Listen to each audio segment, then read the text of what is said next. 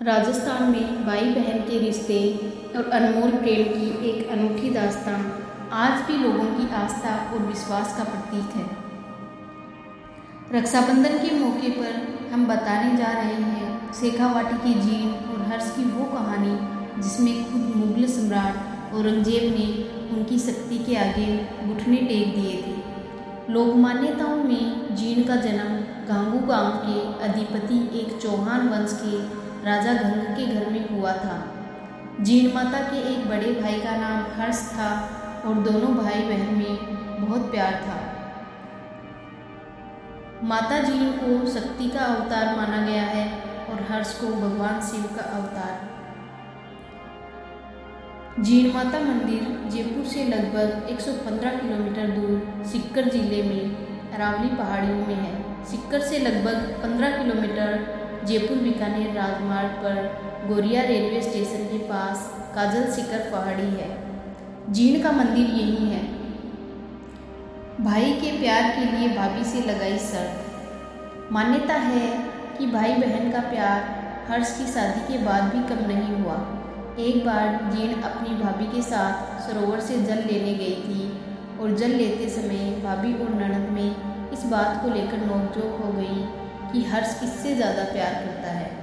इस पर दोनों में शर्त लगी कि हर्ष जिसके सिर से पानी का मटका पहले उतारेगा उसे ही हर्ष अधिक प्यार करेगा।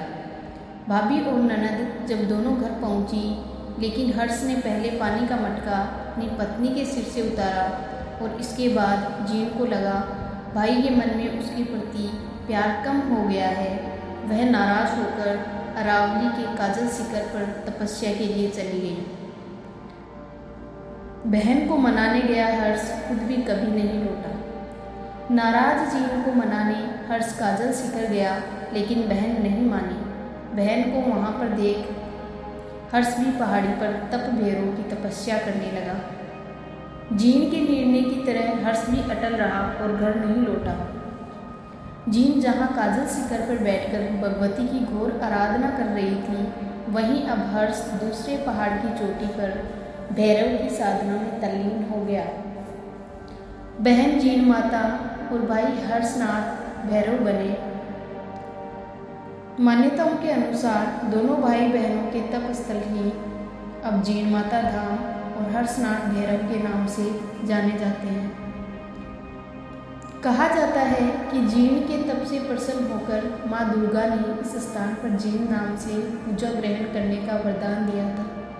वहीं हर्षनाथ भी हर्ष शिखर पर बैठकर भैरव जी की तपस्या कर स्वयं भैरव की मूर्ति में विलीन होकर हर्षनाथ भैरव बन गए। जीन आजीवन ब्रह्मचारिणी रही और तपस्या के बल पर देवी बन गई। इस प्रकार जीन और हर्ष अपनी कठोर साधना व तप के बल पर देवत्व प्राप्त कर लिया।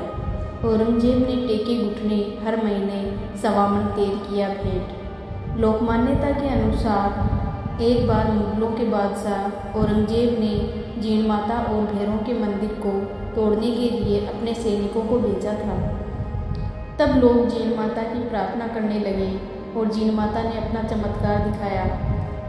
आक्रमणकारी सैनिकों पर मधुमक्खियों ने हमला बोल दिया और सैनिकों को उन्हीं पैरों से वापस लौटना पड़ा। मुगल सेना की इस हालत के बाद ही औरंगजेब भी गंभीर रूप से बीमार हो गया और मंदिरों पर हमले की अपने करतूत पर अफसोस जताते हुए माफ़ी मांगने जीन मंदिर पहुंचा। यहाँ माफ़ी मांगी और माता को अखंड दीपक के लिए हर महीने सवामन तेल भेंट करने का वचन दिया। इसके बाद से औरंगजेब की तबीयत भी ठीक होने लगी थी। जय श्री कृष्णा।